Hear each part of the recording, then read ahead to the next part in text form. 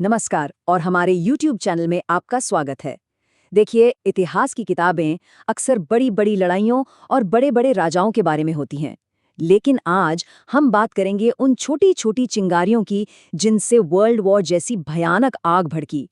और सबसे ज़रूरी बात, हम ये समझेंगे कि इतिहास का वो धुआं आज भी हमारी दुनिया पर क्यों और कैसे मंडरा रहा है।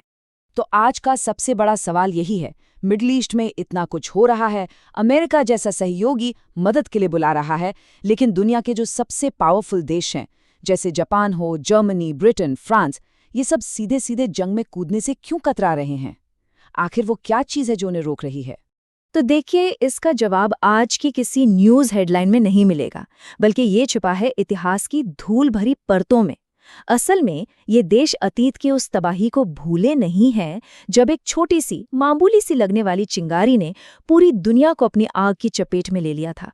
तो चलिए जरा इतिहास के उन पन्नों को पलटकर देखते हैं। शुरुआत करते हैं पहले वर्ल्ड वॉर से।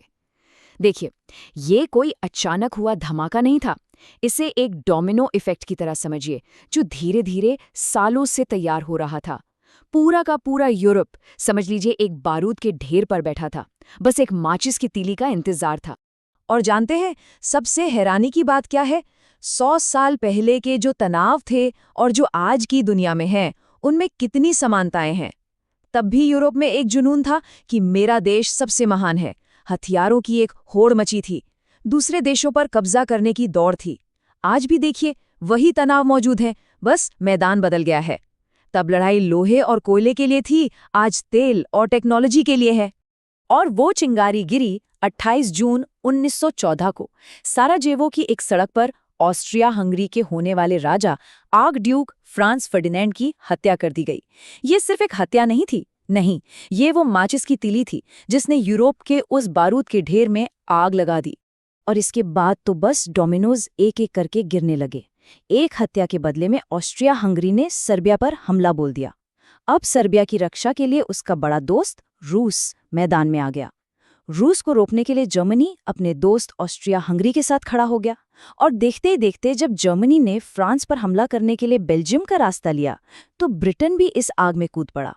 एक छोटा सा लोकल सा विवाद अब पूरे महाद्वीप का युद्ध बन चुका था। अब सवाल ये है कि ये सब हुआ क्यों? वजह थी संधियों और सीक्रेट समझौतों का एक अदृश्य जाल। देशों ने एक दूसरे से रक्षा के वादे कर रखे थे। तो एक तरफ थी central powers, Germany, Austria Hungary और ऑटोमन साम्राज्य, और दूसरी तरफ थे एलाइड पावर्स, फ्रांस, ब्रिटेन और रूस।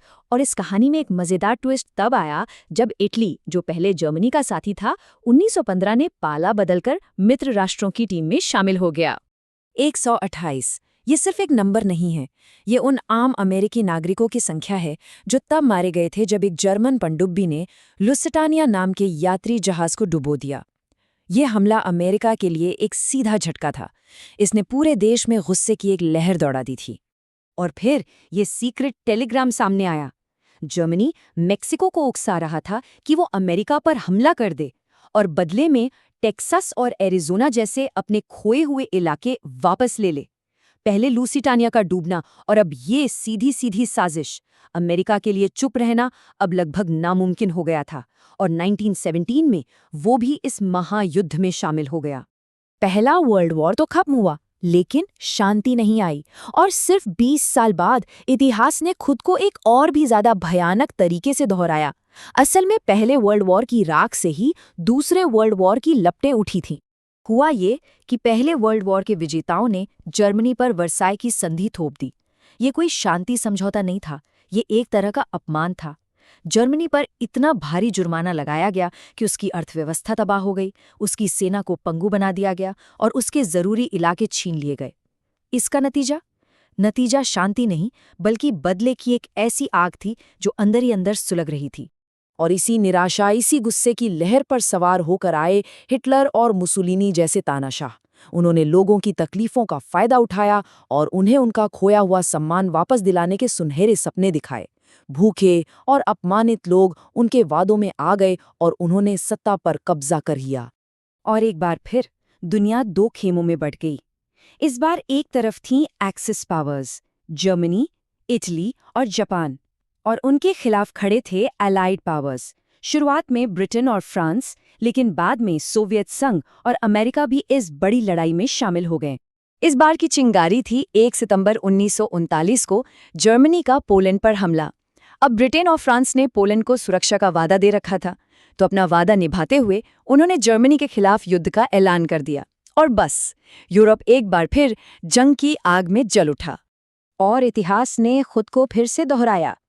अमेरिका इस बार भी एक सीधे हमले के बाद ही युद्ध में शामिल हुआ। 7 दिसंबर 1941 को जापान ने पर्ल हार्बर पर अचानक हमला करके कह सकते हैं एक सोए हुए शेर को जगा दिया। इस एक हमले ने अमेरिका को सीधे दूसरे वर्ल्ड वॉर के केंद्र में लाकर खड़ा कर दिया। तो इन 2 विनाशकारी युद्धों के बाद दुनिया हमेशा के लिए बदल गई। अब सवाल ये है कि इतिहास की ये जो गहरी और लंबी छाया है, वो आज के फैसलों पर कैसे पड़ रही है?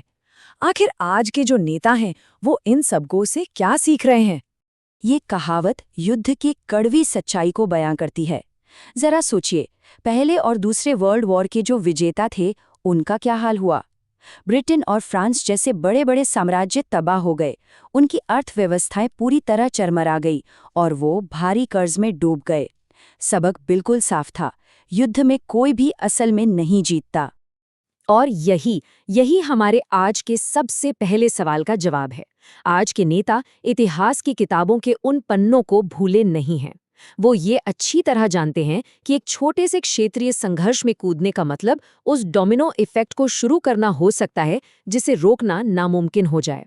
वो जानते हैं कि ऐसी लड़ाई का अंत एक ऐसी जीत में हो सकता है जो शायद हार से भी बदतर हो।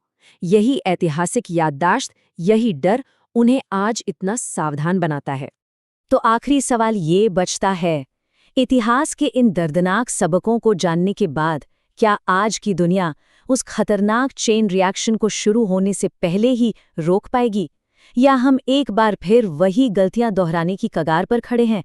ये एक ऐसा सवाल है जिस पर हम सबको सोचना चाहिए। तो यही था हमारा आज का विश्लेषण। अगर आपको इतिहास से सीखने का ये तरीका पसंद आया तो इस वीडियो को लाइक करें, इसे दूसरों के साथ भी ज़रूर साझा करें और हमें सपोर्ट करने के लिए चैनल को सब्सक्राइब करें।